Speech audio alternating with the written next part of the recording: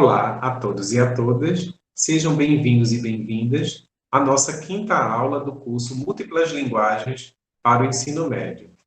Hoje daremos continuidade às discussões anteriores, focando especificamente os campos de práticas da BNCC no componente de língua portuguesa. Então, é muito importante frisarmos aqui e retomarmos a ideia de que, desde a década de 90, a gente pode dizer que houve uma organização curricular do ensino médio calcada em dois eixos: o eixo da educação linguística e o eixo da educação literária. Alguns estados brasileiros, por exemplo, já apresentavam documentos curriculares com determinadas prescrições para o trabalho docente, elegendo temáticas, elegendo práticas de linguagem, determinados gêneros. Inclusive, já era muito comum a prescrição de um trabalho com competências e com habilidades, apesar de algumas críticas, sempre muito bem-vindas a esses conceitos, né? Principalmente ao conceito de competência e ao conceito de habilidade, que pode ter uma leitura bastante técnica se a gente não observá-lo de uma maneira um pouco mais ampla e até mais crítica. Era também muito comum, e ainda podemos ver isso nos documentos curriculares estaduais, a eleição de determinados conteúdos e determinados objetos de ensino.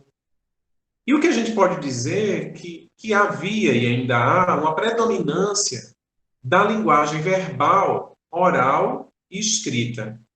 Um exemplo que eu trago aqui para vocês rapidamente é da proposta curricular de português para o ensino médio do estado de Pernambuco. Eu trago um breve exemplo em que a gente já percebe, né, esse currículo, essa proposta, né, antes da BNCC, na realidade bem antes, né, produzida ali entre 2013 e 2014, vai abordar, por exemplo, vários campos ou eixos, por exemplo, a oralidade, a leitura. No caso aqui do exemplo que eu trago, seria no campo ou no eixo da oralidade, como eles chamam. O documento elege um determinado conteúdo, como produção e ou escuta de contos. A gente percebe também um conjunto de expectativas de aprendizagem para cada bimestre, como, por exemplo, produzir textos orais, considerando os elementos da situação discursiva, os interlocutores, o objetivo comunicado, as especificidades do gênero, e a gente vê atrelado a esse trabalho uma indicação de exploração do eixo da análise linguística. Nesse caso também, esse eixo desmembrado, né, sendo entendido como eixo transversal, que perpassaria oralidade, leitura, produção textual escrita e educação literária, mas com conteúdos muito específicos, como os recursos coesivos típicos de textos orais narrativos, né? E, especificamente, também determinadas expectativas de aprendizagem.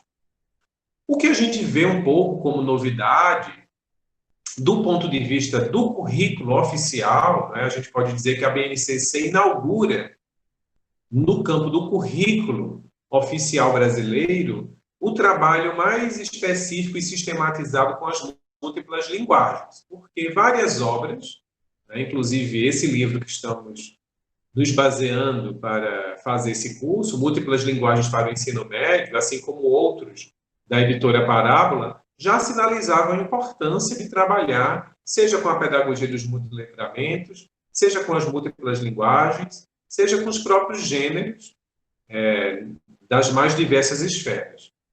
Mas a BNCC legitima esse discurso, né?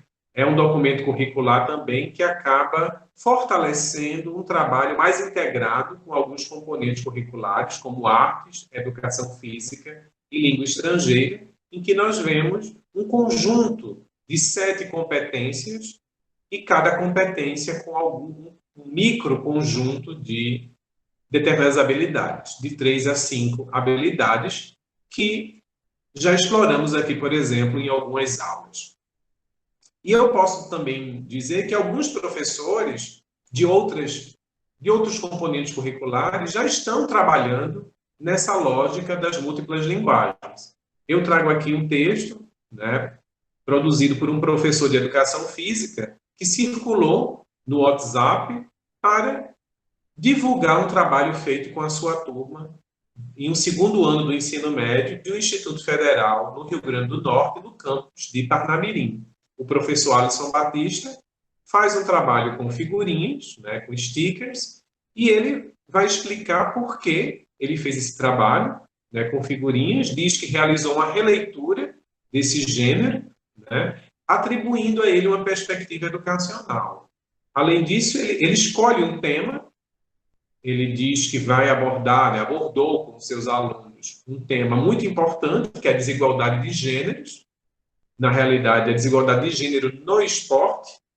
Então, ele vai valorizar a questão das mulheres e vai conceber uma classificação dessas figurinhas, né? Então, os alunos vão produzir "Você sabe quem é?", vão produzir também figurinhas com a categoria "Você sabia?", e uma outra que vai dar destaque aos atletas e atletas do Rio Grande do Norte, principalmente as mulheres cis e mulheres trans. E no final desse comentário, né, ele diz que as pessoas fiquem à vontade para salvar as figurinhas e para compartilhar. Então, é um trabalho, eu diria, muito interessante, né, nessa lógica de já explorar as múltiplas linguagens. Por quê? Trabalha com figurinha para o WhatsApp, então retoma algo da cultura juvenil, explora linguagens diferentes, linguagem verbal escrita e a imagem estática, ilustrações e fotografias, fazendo uso de aplicativos, traz uma temática relevante para a sociedade contemporânea, que é a desigualdade de gênero no esporte, trazendo uma perspectiva identitária, discursiva, inclusive problematizando algo que tem uma invisibilidade social. Explora 3 categorias de figurinhas com funções diferentes e promove uma circulação social concreta, solicitando, inclusive, que as pessoas salvem e compartilhem. Então, eu acho que é esse movimento que estamos tentando aqui buscar no nosso curso e convido a todos para aprofundar alguns detalhes nesta última aula. O foco desta nossa aula será justamente no componente língua portuguesa. E vemos que a BNCC prescreve 5 campos de atuação social, né? Então, a ideia de campo está relacionada de forma direta ou indiretamente à noção de esfera da atividade humana, de Bakhtin, ou a noção de domínio discursivo, também proposta por Markowski. Essa ideia de que os jovens e as pessoas, de uma forma geral, né, os humanos, se organizam em esferas da atividade humana socialmente definidas. Então, há práticas de linguagem específicas na igreja, na escola, no clube, no banco, na religião. Por isso, podemos dizer que cada uma de nossas ações e nossos atos de interação discursiva dialogam e se enquadram em determinadas atividades humanas, gêneros específicos também de determinada esfera da atividade humana ou de campos de atuação social. Além disso, essas esferas, esses campos, eles se interrelacionam, eles dialogam entre si.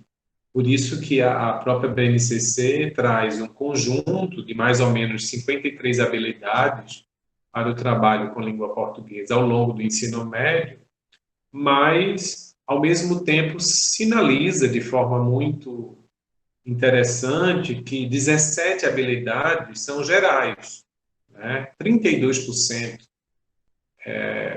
do currículo prescrito ali, levando em consideração as habilidades, são habilidades gerais para todos os 5 campos de atuação social, o que vai implicar, por exemplo, que não faz sentido, né, discutir fenômenos da variação linguística em seus diferentes níveis, no nível fonético, fonológico, lexical, sintático, semântico ou estilístico pragmático, apenas em determinado campo, né, da atuação social, mas sim transversalmente. Eu posso discutir a variação linguística dentro do campo pessoal, ao discutir o uso da linguagem apropriada para um vídeo currículo, como eu posso discutir também a linguagem, né, a variação linguística aí no campo de uma divulgação científica ou de um artigo científico, como também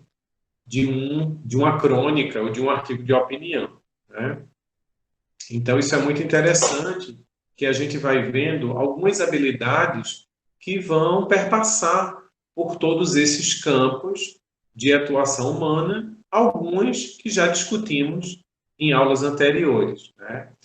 E, novamente, eu friso aqui a ideia de que o documento traz um conjunto de habilidades que são transversais. A gente pode dizer que o professor vai precisar, e a professora, o tempo todo, retomar ao longo do ensino médio, como o trabalho com as relações de intertextualidade, interdiscursividade, que também não é específica de determinado campo da ação humana, né? Nós vamos ter aí a intertextualidade e a interdiscursividade em vários textos, enunciados concretos, com as mais diversas linguagens. Por exemplo, agora, né, podemos pensar o mês de junho, o mês das festas juninas no Nordeste.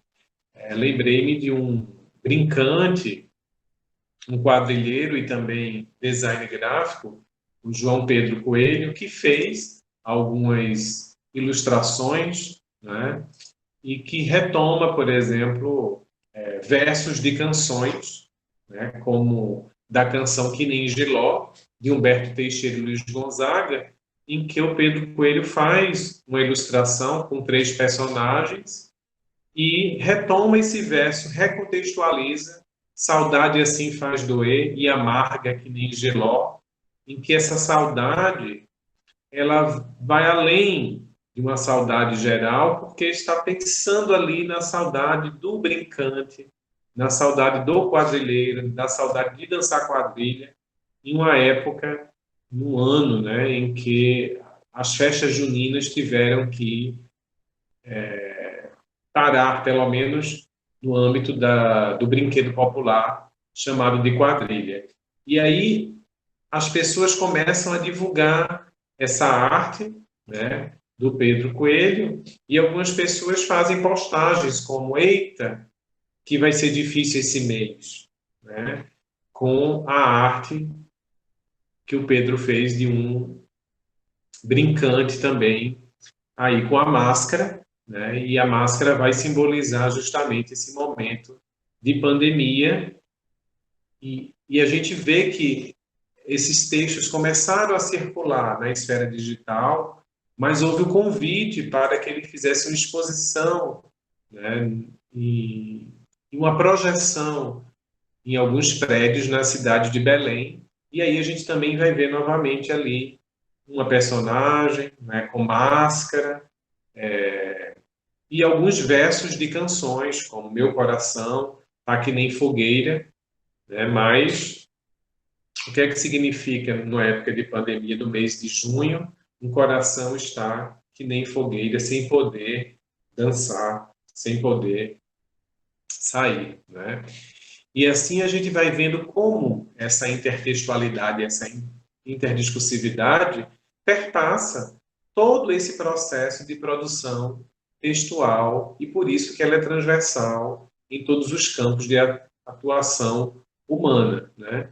Mais um exemplo que a gente poderia trazer das quadrilhas juninas, né, já que estamos aqui no mês de junho, é o diálogo que esses espetáculos fazem com a literatura de cordel, a literatura também universal, como um espetáculo chamado Alice, no Sertão das Maravilhas, em que uma quadrilha pernambucana, Lumiar, em 2012, traz para a cena uma Alice dentro do sertão, tomando cachaça, também disputando, não com a rainha de copas, né, mas com a cangaceira vermelha, que precisa ali fazer um desafio para Alice aprender a chanchar, senão ela iria cortar as pernas da Alice, né? Então você vê uma releitura dentro do brinquedo popular, mas em diálogo com a literatura infantil e juvenil. Mas a mesma quadrilha, agora em 2020, né, estaria trazendo um espetáculo também adaptado de uma obra de Jorge Amado, Tieta, do Agreste, né? E no lançamento do tema, que é comum as quadrilhas juninas em alguns estados do Nordeste lançarem os temas que vão desenvolver ao longo do espetáculo, me surpreendi com o intertexto do vídeo de divulgação do lançamento do tema, com releitura já desse romance de Jorge Amado para a TV, para o teatro e também para o cinema. Então, se vocês prestarem atenção nesse vídeo que nós vamos exibir agora, vocês vão perceber algumas cenas, né? E vão conseguir reconhecer, por exemplo, a sonoplastia, vão perceber relações, por exemplo, dos personagens, como a própria Tieta, que vai aparecer em determinadas cenas, a Perpétua, que também vai aparecer no vídeo. Prestem atenção também no figurino, na semelhança do figurino de uma das versões da telenovela com esse vídeo de abertura da quadrilha. Os objetos cênicos também são bastante semelhantes, o carro, a cor, a bolsa, o sapato. Observem também o foco da câmera e vocês vão ver muitas semelhanças entre essa produção audiovisual para televisão e um vídeo feito especificamente para mostrar aos quadrilheiros e os interessados nesse brinquedo popular o tema de uma quadrilha. Fiquem com o vídeo e percebam a relação.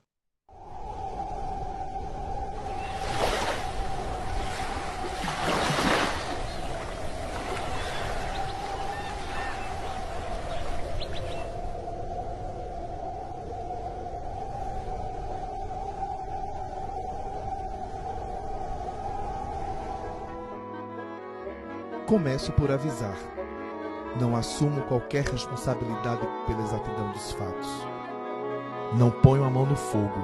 Só um louco o faria. Sobretudo porque verdade cada um tem a sua. Razão também. E no caso em apreço não enxergo perspectiva de meio termo de acordo entre as partes. Agradecerei a quem me elucidar. Quando juntos chegarmos ao fim, a moral da história, se moral houver, do que duvido.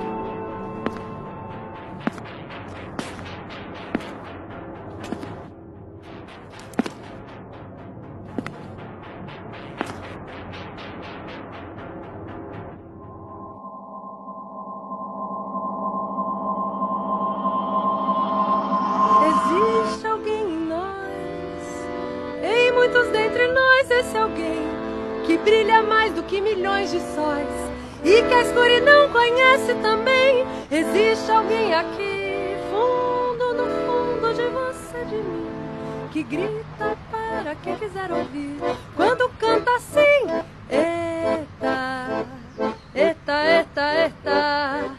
É a lua, é o sol, é a luz de ti, eita, eita, eita. Agora que falamos das habilidades gerais e demos alguns exemplos, vamos falar um pouco dos campos e das habilidades específicas, né? Começando com o campo da vida pessoal, em que a BNCC aponta 4 habilidades específicas, né? Que podemos pensar, de um lado, algumas habilidades voltadas.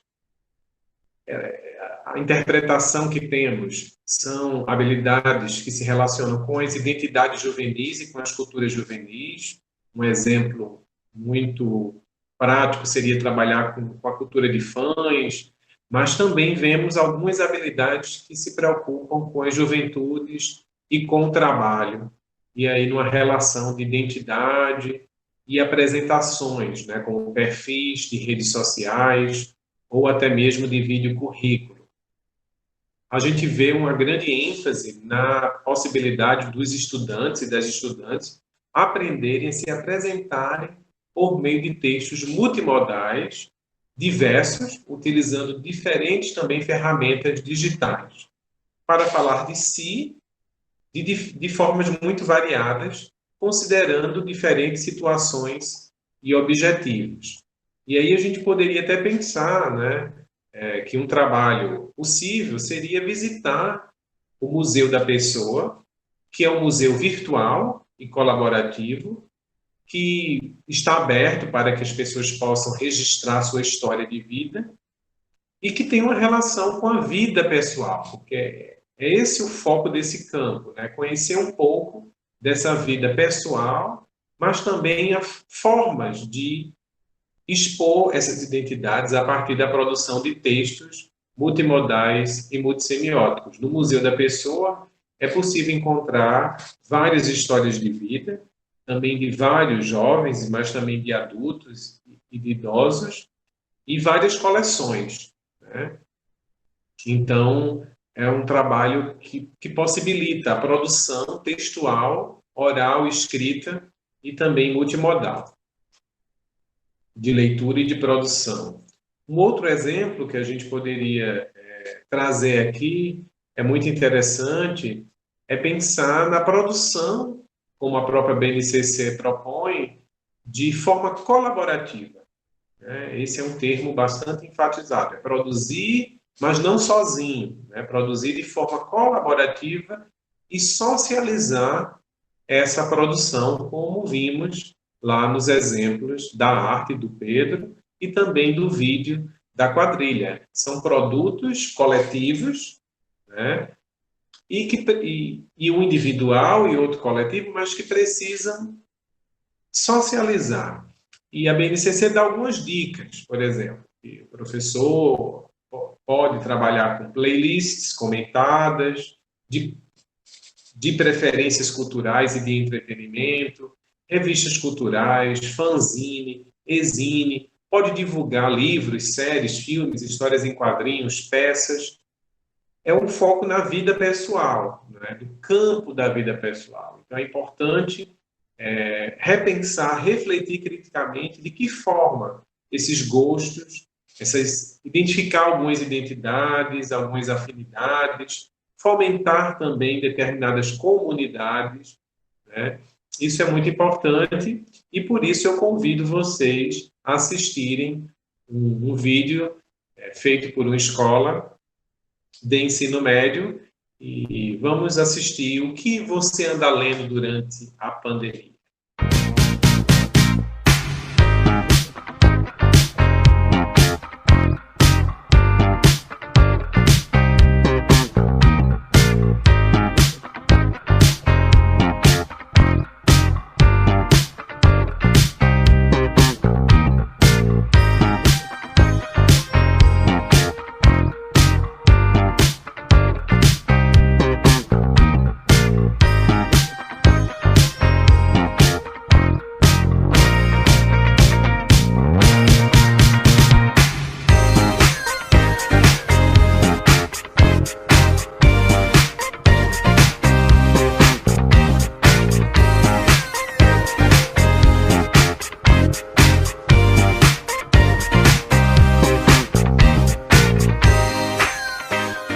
Vocês devem ter notado no vídeo que você anda lendo durante a pandemia, que foi produzido pela TV Radiotech, Laboratório de Leitura e Produção Textual, de uma escola técnica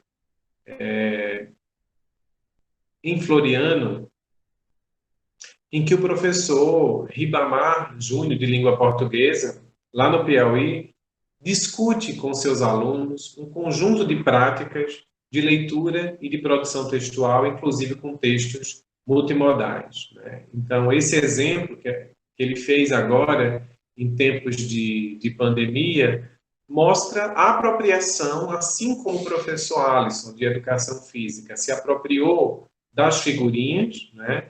Houve aqui também um processo de apropriação educacional do challenge, né? Que são vídeos curtos, transformações, muito comum no Instagram, e que tem um grande desafio da edição, né? Um desafio de uma construção de uma narrativa virtual. A gente percebeu aí a imagem em movimento, uma relação com diferentes objetos culturais, por exemplo, que pode ser a maquiagem, pode ser a própria máscara, pode ser também um livro, né? Algumas campanhas para as pessoas ficarem em casa. Então, houve uma reapropriação, né, desse gênero, vamos dizer assim, e os jovens produziram, né, escolheram, junto com o professor e a equipe do laboratório, uma trilha sonora. A gente percebe aí como a imagem em movimento é importante para a gente poder atribuir determinados significados, né? Então, alguns estavam sentados, outros em pé, outros estavam com algumas expressões faciais específicas, a própria relação com o livro, né? Marcando aí determinadas identidades. Vimos também a possibilidade de reconhecer ou não as capas de diferentes livros, né? Apareceu o livro didático, mas também apareceu o livro literário, apareceu o livro mais conhecido, pouco conhecido. Então a gente vai vendo aí a linguagem das flores, que uma das estudantes mostra. A gente vê também a menina que roubava livros e memórias biográficas, como da Fernanda Montenegro. Isso é muito interessante, né, porque vai mostrando como é possível fazer um trabalho dentro do campo da vida privada na escola. Saindo da esfera privada, podemos entrar, então, no campo de atuação da vida pública, né, da esfera pública, em que a BNCC indica cinco habilidades, né, para que a gente possa trabalhar na escola. Eu percebo que há também 2 focos, né, tentando aqui resumir um pouco para vocês que estão fazendo esse curso. Um foco muito específico, que é na vida pública relacionada à escola, né, assumindo a escola como um lugar de partilha, de culturas juvenis, de identidades, um lugar em que esses jovens frequentam e que precisam cada vez mais atuar dentro das ações da comunidade escolar. Então, há algumas habilidades que indicam a participação de reuniões na escola, no conselho de escola, de classe, de grêmio, também participação muito importante de debates, de assembleias, de fóruns de discussão, né, fóruns juvenis de discussão, fóruns na escola. E a gente percebe aí todo um trabalho para que a jovem consiga compreender o papel central da argumentação, da defesa de opiniões, do uso de determinadas estratégias linguísticas, assim como o pedido de fala para algum esclarecimento, ou até mesmo retomar a fala do outro, ou pedir a palavra, né? Ou o tipo de argumento que é utilizado, enfim, um conjunto de trabalho aí muito importante no campo da argumentação, né? E um outro foco que fica muito visível na leitura dessas habilidades é o fora da escola, né? Se engajar, por exemplo, na busca da solução de um problema que envolva a coletividade, as denúncias, por exemplo, em relação aos direitos humanos, analisar também formas de participação social através das culturas juvenis, como é que elas podem expor uma problemática, como é que se dá uma reflexão, uma ação nesse sentido de uma vida pública, né? Uma vida também que analisa discursos políticos e que atua também na política de uma maneira mais ampla, né? De uma maneira mais cidadã. E aí a gente pode, por exemplo, pensar, né, no trabalho e na análise de várias placas, né, de como é que o mundo hoje trabalha a partir de placas, de cartazes, de protestos, né?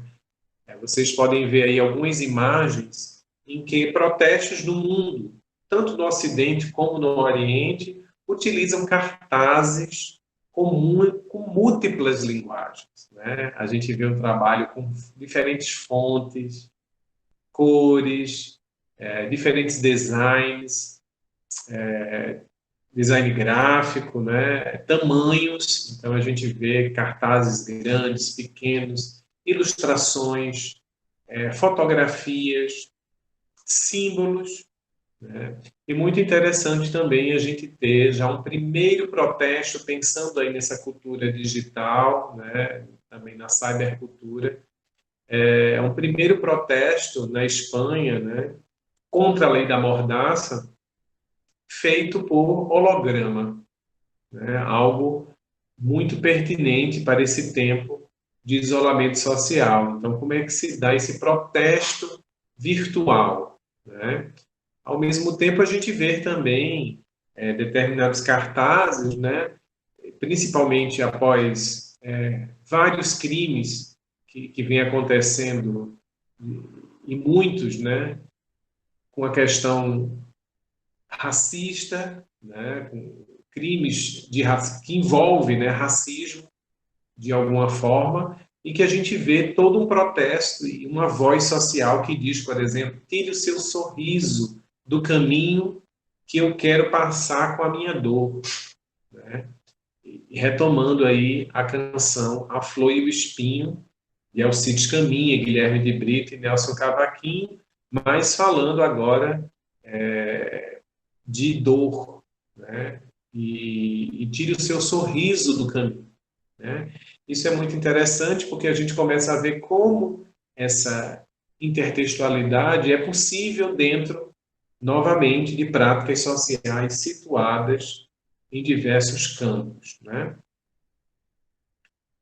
E aí a gente encontra, por exemplo, o trabalho com o grafiteiro Léo Gospel, que faz uma homenagem ao garoto Miguel e a esse crime horrível que aconteceu na cidade do Recife, né? E a gente começa a perceber faixas, cartazes em diferentes territórios, né? Próximos ao crime, né? Próximos ao local onde o crime ocorreu, essas placas, esses protestos pedindo justiça. Então, a gente vê a grafitagem do Léo Gospel prestando uma homenagem, mas a gente vê também placas e cartazes dizendo coisas, solicitando justiça. Muito interessante perceber como em alguns cartazes algumas palavras são destacadas, né? Por exemplo, um deles dizia: vale 20 mil reais a vida de uma criança? E a palavra criança está destacada com a cor azul. Já o outro diz: e se fosse o contrário? E a palavra contrário está destacada com a cor vermelha. E a gente pode observar os significados que essa cor azul e essa cor vermelha dá, né? Cada um dá a sua respectiva palavra, né? Então, criança com a cor azul e contrário com a cor vermelha. Será que se fosse o inverso, teríamos o mesmo efeito de sentido? Né? Então, é por isso que é necessário explorar as múltiplas linguagens também na vida pública, para que possamos refletir criticamente sobre os significados na vida cidadã e política. Um outro campo também escolhido pela BNCC e que merece destaque, até já comentamos aqui na terceira aula e também na quarta, é o campo das práticas de estudo e pesquisa. São 8 habilidades, porque a BNCC traz essa inovação também, traz como uma novidade para o ensino médio essa orientação, né, para o estudo e para a pesquisa, que, por um lado, tem uma perspectiva propedêutica, mas, por outro lado, tem também algo que já é feito, principalmente nos institutos federais, nas escolas técnicas estaduais, em alguns colégios de aplicação, ou no Colégio Pedro II, e em várias escolas, né, estaduais também, que já começam um trabalho que a gente poderia chamar de iniciação científica júnior, né? Um trabalho em que o aluno vai aprendendo a selecionar determinadas informações para realizar uma dada pesquisa, e para isso ele precisa conhecer e aprofundar, por exemplo, em diferentes fontes, tanto orais quanto impressas, quanto também fontes digitais. Comparar conteúdos, né? Isso é muito importante, e levar em conta também diversas atividades, né, que são realizadas dentro do domínio da pesquisa. Além de perceber a leitura, como falamos já em aulas anteriores, os jovens também precisam aprender a produzir textos para divulgação científica e como apresentar esses resultados de levantamento de pesquisa, considerando aí o contexto de produção. E aí a gente pode exemplificar com o próprio PIBIC Júnior, né, em que a gente encontra facilmente, né, nas redes sociais algumas pesquisas como Literatura e o Desafio da Mídia e das Novas Tecnologias na Sala de Aula, em que Gustavo Soares, um jovem do ensino médio e um Instituto Federal do Triângulo Mineiro, faz uma pesquisa sobre literatura e mídia. E a gente vê a própria organização do pôster acadêmico, as seções, as cores, o cabeçalho, o título, as imagens, o texto verbal, e possivelmente esse pôster acadêmico ele é seguido de uma apresentação oral que tem como finalidade divulgar esse conhecimento científico feito, né, e orientado por uma pesquisadora.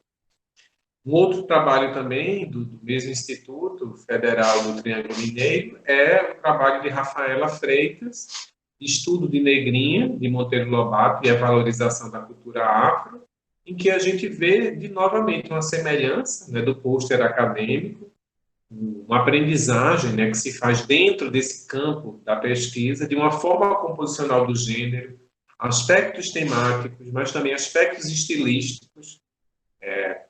Certamente os alunos tiveram que aprender algumas normas da BNT para fazer referências e aprender também a função social do pôster acadêmico que circulou socialmente em algum evento que envolveu pesquisa, estudo e divulgação científica. O penúltimo campo que a BNCC propõe, e que até conversamos bastante na quarta aula com a professora Najara Pinheiro, é justamente o campo jornalístico-midiático. É o campo que a BNCC apresenta o maior número de habilidades, são 10 habilidades, e certamente pela complexidade, né, que temos hoje em tratar do campo jornalístico, tanto na mídia televisiva, também na mídia radiofônica, como também da TV e do rádio e das novas mídias em plataformas digitais. E por isso que há aí uma relação entre o jornalismo e a mídia, porque podemos analisar desde propagandas, documentários, compreendidos, né, os documentários compreendidos pela BNCC também dentro do campo desse diálogo entre jornalismo e audiovisual, mas podemos também explorar cada vez mais as notícias, né, televisivas e jornalísticas do jornal impresso, por exemplo, né? Então, é muito interessante quando a BNCC propõe, né, que o jovem, a jovem do ensino médio, possa acompanhar, analisar e discutir a cobertura da mídia diante de acontecimentos e de questões de relevância social, tanto local quanto global. E tivemos um bom exemplo, infelizmente uma tragédia, né, mais uma tragédia em relação às crianças, né, e a mortes, mas podemos pensar como a escola pode, de alguma forma, solicitar que os jovens observem criticamente como é que a mídia local e como é que a mídia nacional, né, como é que um jornal, um telejornal local, por exemplo, e um telejornal nacional estão noticiando determinados fatos, determinadas notícias, e comparando diferentes enfoques e perspectivas. Isso é um trabalho muito interessante, inclusive quais linguagens são utilizadas, quais linguagens estáticas, quais linguagens em movimentos, quem são os entrevistados, como é que se dá essa voz em off, né? As legendas que são utilizadas ao longo, por exemplo, do telejornal, e toda essa curadoria de informação que é realizada para a produção jornalística, né? Também é muito interessante analisar, discutir, produzir, socializar em diferentes mídias e levando em consideração alguns papéis, como o papel de repórter, o papel de analista, o papel de crítico, o papel de leitor, enfim. E poderíamos pensar um breve exemplo de como uma determinada emissora, né, pode transmitir, por exemplo, uma notícia como a do menino Miguel, né, que foi assassinado na cidade do Recife, e a gente percebe aí um programa em que você tem uma legenda. Vídeo mostra local de onde o menino caiu, de uma altura de 35 metros. Né? Ou caso Miguel, polícia faz perícia no prédio onde o menino caiu do 9º andar, né? Tratando sempre de uma forma mais neutra, uma tentativa de não se envolver tanto na ação proposta, né, dessa notícia.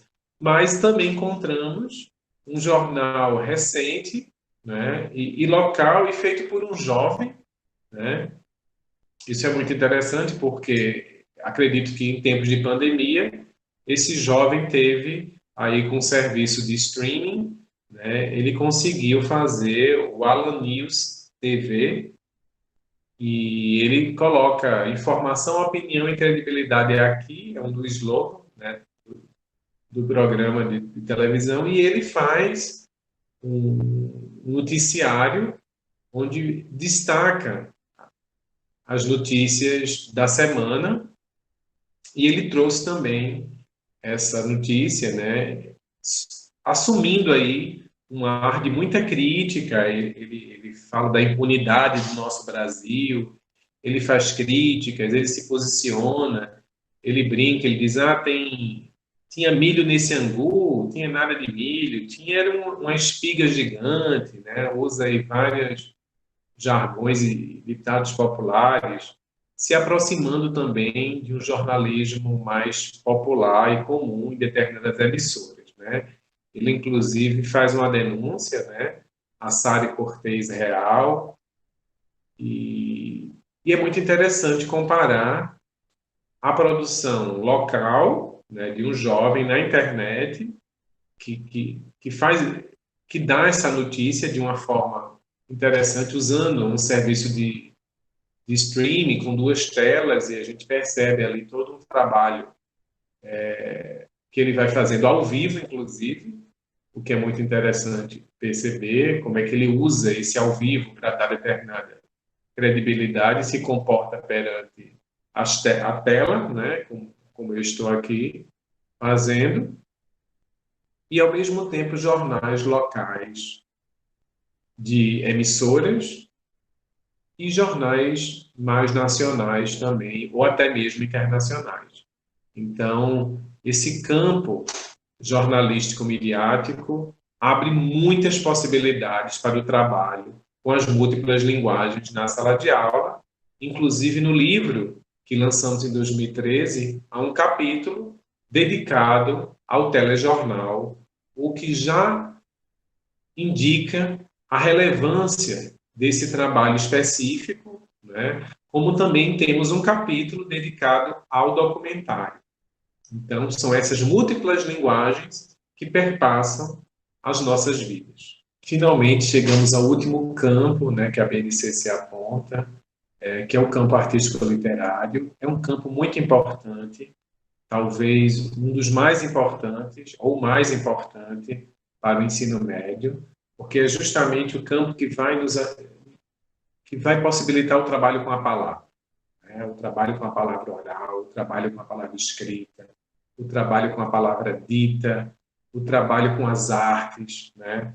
O trabalho de repensar si, de repensar o mundo, de repensar as identidades, enfim, um trabalho, inclusive, que faz uma ligação com todas as práticas de atividade humana, né? Quando a gente faz aí um trabalho de formação de leitores e de leitura literária, levando em consideração as subjetividades, as identidades, as escolhas, né, tanto do professor, da professora, quanto também dos alunos e das alunas, né?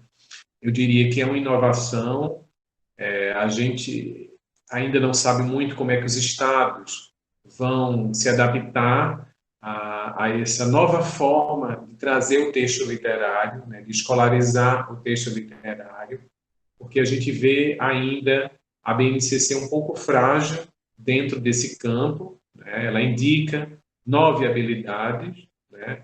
Mas não há indicações claras de alguns caminhos metodológicos que provavelmente os estados vão traçar, né?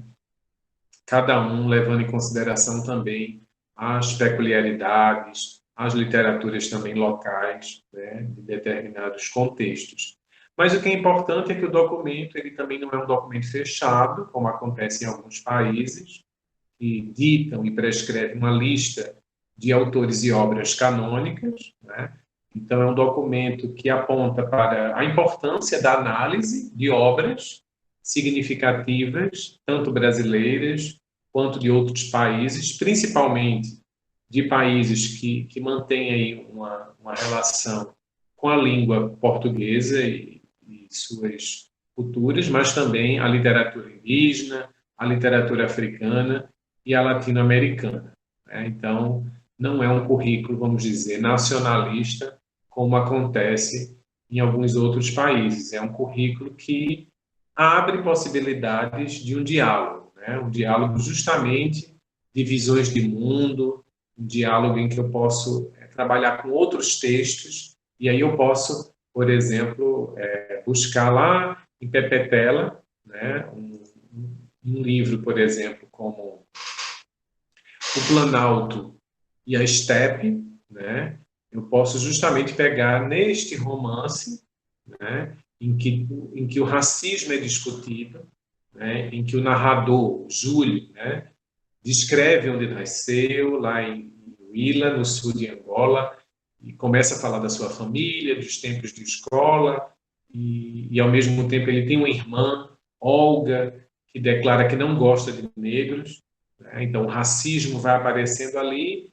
e ele precisa, o pai de Júlio não tinha condições de estudar e acaba fazendo de tudo, como muitos angolanos, né, para estudar no exterior, no caso, em Portugal, e ele tem essa oportunidade de terminar a escola em Angola, e como ele tem um bom rendimento escolar, ele acaba conseguindo uma bolsa de estudos para estudar em Coimbra, em Portugal, e esse livro vai justamente falar um pouco dessas relações transculturais, né, em uma perspectiva que o professor pode explorar muito bem essa questão do racismo na sala de aula, né? E isso faz com que o professor, por exemplo, puxe um link e descubra, por exemplo, a maravilha de poema que Solano Trindade, por exemplo, faz, né, quando ele diz: eu canto aos palmares, sem inveja de Virgílio, de Homero e de Camões, porque o meu canto é o grito de uma raça em plena luta pela liberdade.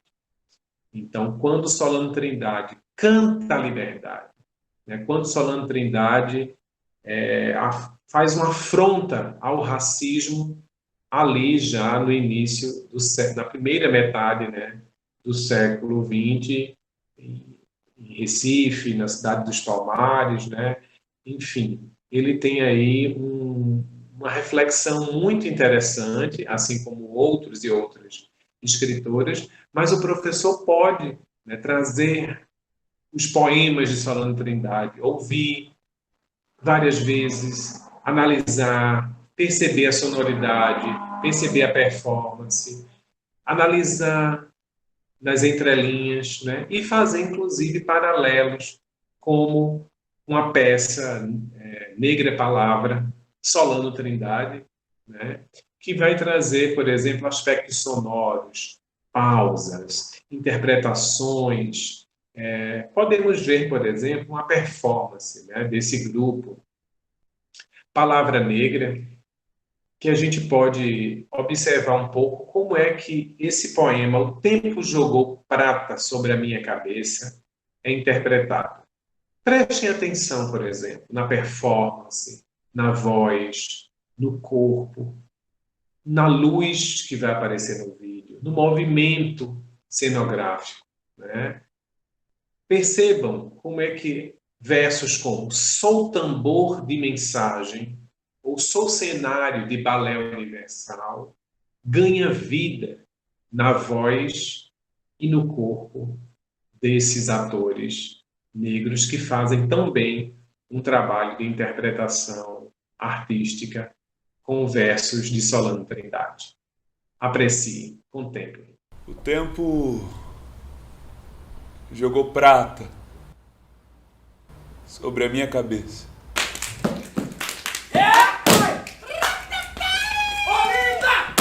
Acumulei experiências. Sou rico. Rico em compreensão. Eu sei amar suntuosamente. Sou letreiro luminoso do amor.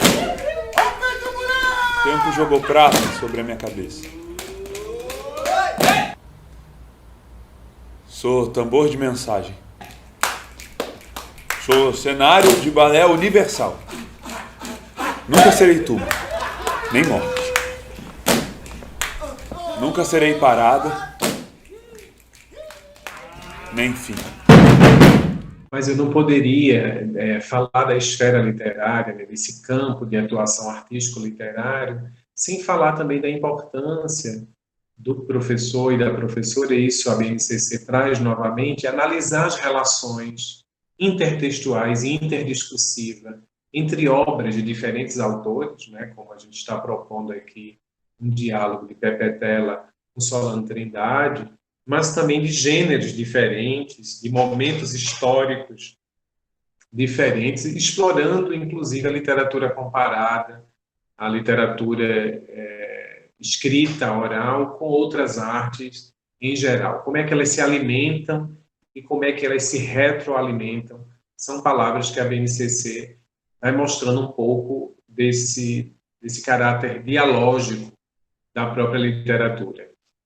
Mas há também uma proposta que os próprios jovens possam criar obras autorais, né, em diferentes gêneros e mídias. E aí é muito interessante, e eu gostaria de finalizar o curso com esse último exemplo, que também foi um exemplo retirado, né, do professor Ribamar Júnior, lá da Radiotec, né, que também tem uma série de programas, e agora, no tempo da pandemia, fizeram um programa muito interessante, chamado Zoeira Literária, em que várias pessoas declamam, leem, alunos, convidados, né, vídeos com produções autorais ou com produções de outras pessoas, né? Então, eu deixo vocês assistindo, né, uma paródia muito interessante, né, feita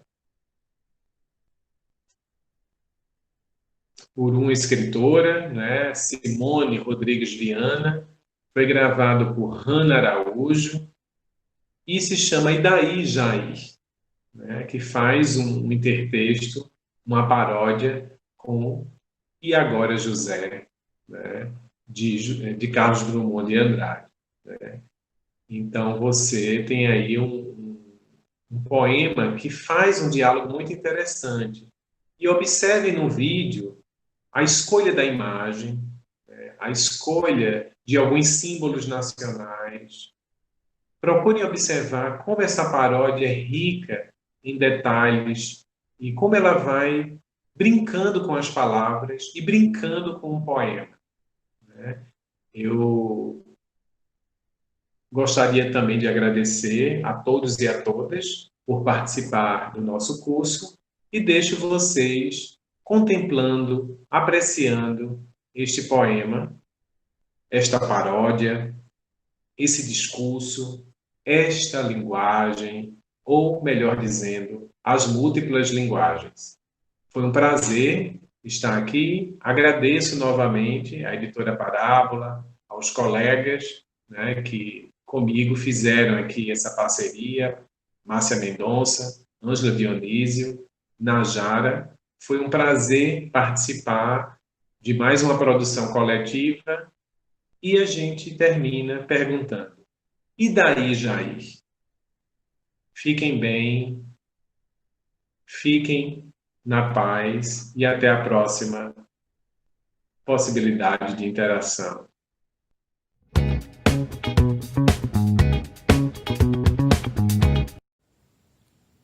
E daí, Jair? A economia acabou? A conta chegou? O povo sofreu? O corona matou? E daí, Jair? E agora você? Você e os com seu sobrenome, que zombam dos outros? Você que não vai a debates, que odeia, protesta? E daí, Jair? Está sem apoio? Está sem discurso? Está sem ministros? Já não pode ir às ruas? Já não pode iludir? Tossir já não pode. O corona matou? A clorocura não veio? O Messias não veio? O laranja não veio? Não veio a nova política? E tudo acabou.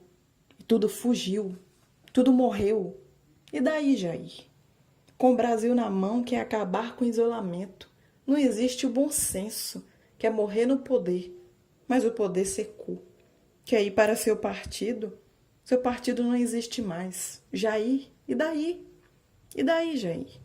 Sua hostil palavra, sua constante de insanidade, seu desespero e despreparo, sua conta no Twitter, sua lavra de ódio, seu teto de vidro, sua incoerência, seu ódio.